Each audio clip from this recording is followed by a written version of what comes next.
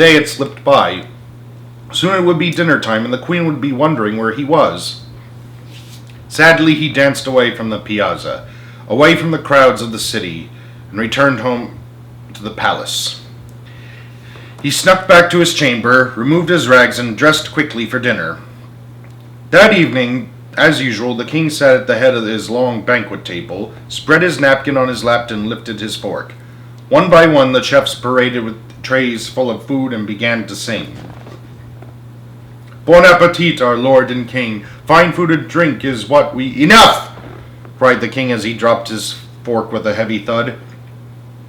I'm not hungry.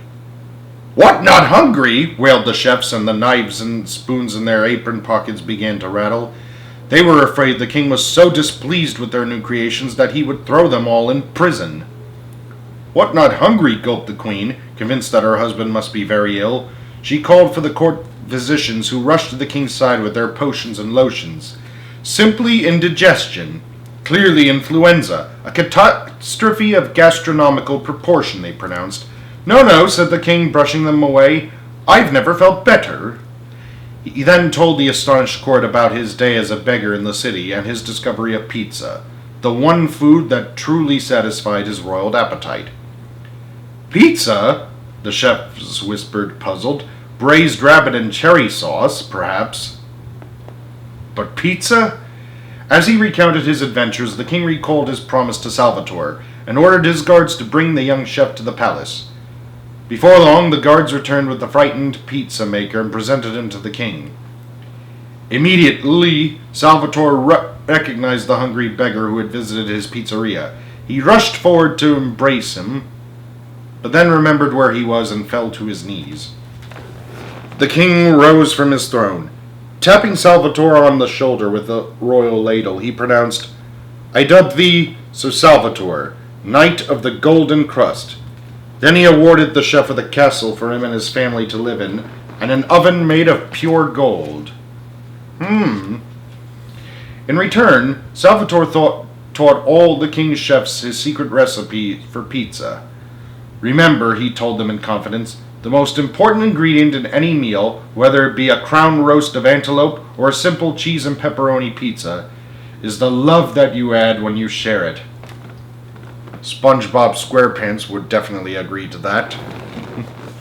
The next night, the king held a banquet in honor of Sir Salvatore. He invited all the people of the city, rich and poor alike, to come and feast on pizza at the palace. Nor did the king forget the orphans, who were his special guests. One by one, the pies popped out of Salvatore's golden oven and onto silver trays, with the chefs held high as they marched into the banquet hall singing, make way by royal decree, our piping hot delivery. The king who frowned upon the rest now bids us all to try the best. In every shape and sort and size, behold our wondrous pizza pies, with meatballs, peppers, extra cheese, but no anchovies, if you please. So raise your voices loud and clear, and join us in this royal cheer. Bon appetit, long may you eat. A thunderous roar rose from the crowd as the pizzas made their way through the hall. There were mushroom pizzas, sausage pizzas, and pepperoni pizzas. There were double-decker pizzas, pizza stuffed with elephant meat, octopus pizzas, and the king's favorite, rainbow pizzas. I wonder what those have. There are round pizzas, square pizzas, rectangular and triangular pizzas, hot pizzas and cold pizzas. Who wants a cold pizza? Pizza tastes better hot. White pizzas and green pizzas. Some pizzas were no bigger than a coin, and others were so large it took 10 people just to hold one up. Everyone ate and ate until they were full. Then they waited and ate some more. When the last crust had disappeared from the tables, the orphan band struck up the tarantula and the guests began to whirl.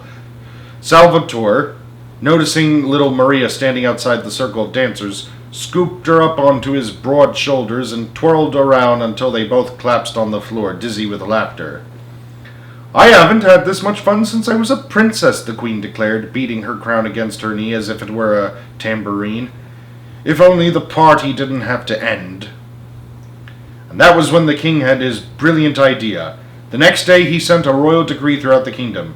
Every Saturday night was to be pizza night at the palace, and the king, who never again lost sleep on account of his growling stomach, shared a feast and fortune with his friends for the rest of his very long life.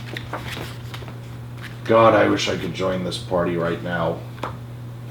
They all look so happy. The end. Oh, as a bonus, here is the legend of King Ferdinand. The King of Pizza was inspired by the real-life Ferdinand I, King of Naples from 1759 to 1825. At that time, before the unification of many provinces into the country now known as Italy, Naples was an independent kingdom with a flourishing economy and a culture already known for its good food and music. Ferdinand ascended to the throne at the age of 9 when his father, Carlos III, a Bourbon, succeeded to the throne of Spain. Ferdinand was affectionately known by the Neapolitans as Lazaron, the Italian equivalent of a good time Charlie. He loved hunting and carousing with the locals, and preferred speaking the Neapolitan dialect rather than the standard Spanish and aristocratic Italian of the Bourbon court. Legend has it that once a year the king, dressed as a commoner, would visit the city's many pizza makers and reward the best with the royal seal of approval. His wife, Maria Carolina, the sister of Marie Antoinette, imported gourmet French chefs to improve her husband's culinary sensibility, but Ferdinand continued to prefer pasta to pâté.